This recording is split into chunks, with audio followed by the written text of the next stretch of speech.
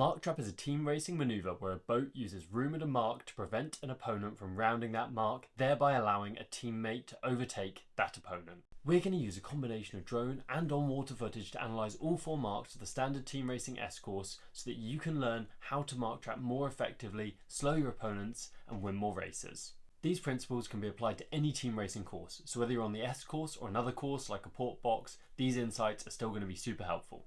First, we're going to very quickly recap how mark room works. The rights and obligations at a mark are defined by Rule 18 of the Racing Rules of Sailing. 18.2 states that when the first of 2 boats reaches the zone, the outside boat at that moment shall give the inside boat mark room. If the boats are not overlapped, the boat that hasn't reached the zone at that moment shall give the other boat mark room. In team racing, the zone is 2 boat lengths big, and mark room is defined as room for a boat to sail to the mark and room to round the mark on the required side. Giving mark room is essentially like giving a boat a corridor of space to sail to and around a mark. Even if you're on starboard or you're the leeward boat, you have to let the boat with room sail in their corridor and cleanly round the mark. Mark room ceases to apply if the boat entitled to mark room passes head to wind or leaves the zone. The rule has some more intricacies, but we'll go over those as they come up. We're now going to work our way around the S course from Mark 1 to Mark 4 and show you how these mark traps can be used in practice to actually slow our opponents and where we need to be positioned to make them as effective as possible. For those of you who aren't familiar, the S course or Digital N is a course commonly used for team racing, particularly 3-boat dinghy team racing. Mark 1 is a windward mark rounded to starboard, which will be unusual to you if you're used to fleet racing where most windward marks are rounded to port. Often, boats will pair up on the beats, meaning that the leading boats each pick an opponent to loosely cover or follow. This results in this very common mark trap scenario at Mark 1. The leading blue boat must slow an opponent red boat on the starboard ley line to allow a blue teammate on the port ley line to pass ahead. This is a textbook dilemma scenario. Red has 3 options, and all of them are bad. If she sails high, she'll have no room and can also be luffed and slowed. If she sails underneath blue, then blue can prevent red from tacking, which allows blue's teammate to pass astern of the pair and progress around the mark in first. Red's third option is to just slow down or stop, which allows the rival blue boat to pass across her bow and take first again. So what does blue need to do to make sure this trap works? Well, the most important position is the blue boat on the port ley line. If you're approaching a windward mark in team racing, it is almost always advisable to overlay by around a boat length. This allows you to duck an opponent and still be laying the mark. If you go for a duck, you'll be protected by Rule 16.2, preventing the opponent from catching you in aggressive port starboard dial up. By overlaying, you'll have the option to cross the bow of the opponent or duck them and still end up in first place, either way. The blue boat on the starboard ley line must ensure they have room, they must be steady and ensure they keep some flow over their foils. This will prevent them from slipping down away from the ley line and infringing red.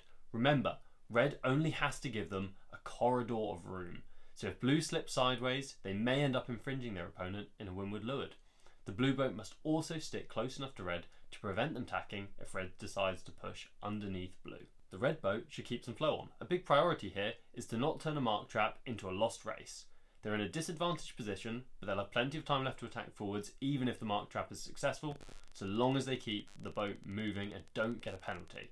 Red's best options to defend the mark trap are to sail on and try and catch the blue boat on port in a port starboard, or to go low underneath the blue boat on the starboard ley line, stay slippery and try and tack underneath.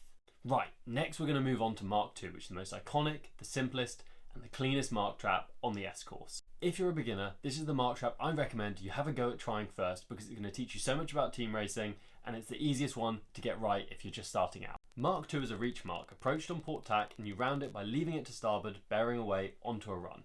Boats can be quite bunched up after rounding Mark 1, and even if they're not, experienced team racers will quickly slow down on this reach if they need to help their teammate by executing a mark trap.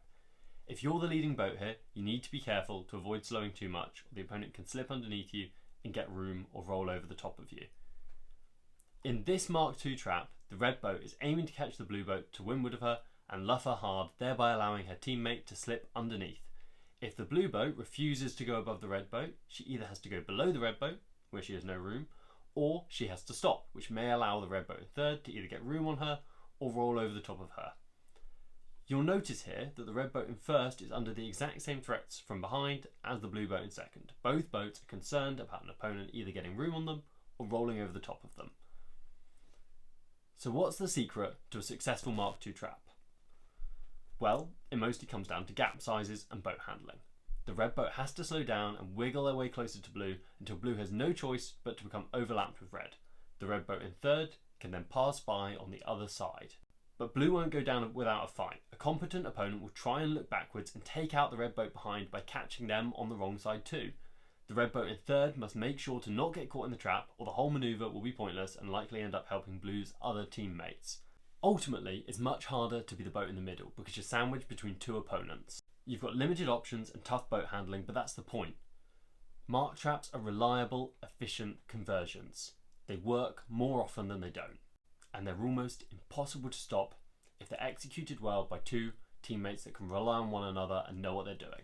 The biggest mark traps on the course can be found at Mark 3. Leading boats can set up early, they can set up wide, and if they catch an opponent boat in their trap, they can luff them a long way off the course, making it really easy to get a teammate through.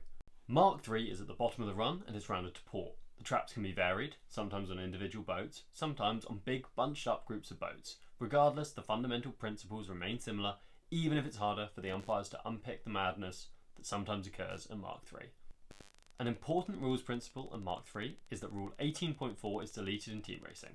18.4 usually forces inside overlapped boats to jibe the leeward mark, and they can't sail any further past the mark than they need to.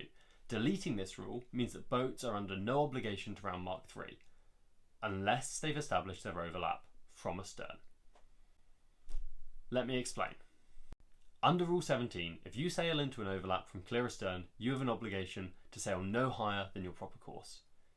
In this instance, if you're near Mark 3, your proper course is to jibe and round the mark. So a common thing you'll see is boats on the outside of the mark trap luffing to break the overlap. When the overlap is re-established, the inside boat will have sailed into the overlap from clear astern, so she must jibe and round the mark to comply with Rule 17. In the examples we've looked at so far, mark traps have only been used for conversions, but they can also be used to just slow a boat who's behind. For instance, boat 5 in a 1-4-5 combination may want to slow an opponent in 6. In this scenario, you can see the blue boat has even more power in a 1-on-1. If red goes above, she'll be luffed hard. If she goes below, she won't have room and may incur a penalty. And if she just slows down, then that's still a big win for blue, because all blue wanted to do in the first place was slow down red. So if you want to push someone around a mark and disable a mark trap, you're probably going to need a teammate. This kind of scenario can occur when the 1 of a 1-5-6 is trying to slow down multiple boats behind them. To defend this, the two red boats split. One boat sails high, one boat sails low. Blue is then forced to target only one of them or abandon their mark trap. Just like we discussed earlier, this scenario presents a dilemma, except this time it's the opposite boat who has the dilemma. When two teammates split at a mark trap, the tables are turned on the boat trying to execute a mark trap. Blue must pick between only taking out one boat and thus losing a position, or giving up their powerful mark trap and resigning themselves to remaining in a losing combination. This is true at all the marks of the team racing course, so if you and your teammates want to disable a powerful mark trap, remember to split. Just like the team racing course does, I've saved the best till last. Mark 4 is amazing. It's your place to throw a Hail Mary to try and take out all of the opponent boats in one of the craziest manoeuvres in team racing called a jibe-back. Mark 4 is at the end of the bottom reach, it's rounded to port, and the next leg is a beat to windward. But before I show you how to take out all of your enemies with one massive jibe-back, let's look at your other mark trap option at Mark 4. Because not all mark traps actually need to be flashy. In this example, blue slows down when they hit the zone. Red doesn't control her speed so well and ends up overlapped underneath in a bad lane. As they head up onto the beat, blue's teammate slips inside and red is very quickly spat out the back. Sometimes simple is best. But now, back to jibe-backs, which are also known as smackdowns in the US. In the jibe-back, the leading red boat sails high, hitting the zone first and obtaining room. They then sail above and past the mark before jibing back towards their opponent. They're now on starboard with room and their opponent is defenceless. When executed properly, the jibe-back is an absolutely clinical move that can turn a whole race around. Unfortunately, if you misjudge the jibe point, a boat can easily sail underneath you and it can be particularly hard to execute in the breeze as you need to complete 2 jibes in quick succession. Although a jibe-back isn't a typical mark trap, it's still a move that presents a dilemma to opponents by using room at a mark. There are lots of other creative ways that you can use mark room to take out your opponents, and these get even crazier as you get into 2-on-2 scenarios, 2-on-1 scenarios, and crazy 6-boat pile-ups that sometimes happen at marks 3 and 4 on the team racing course. But if you apply the principles discussed in this video, you're going to have a great grounding of where to start when it comes to defending and executing big mark traps. Thanks for watching, and please consider hitting like and subscribe to follow along for more.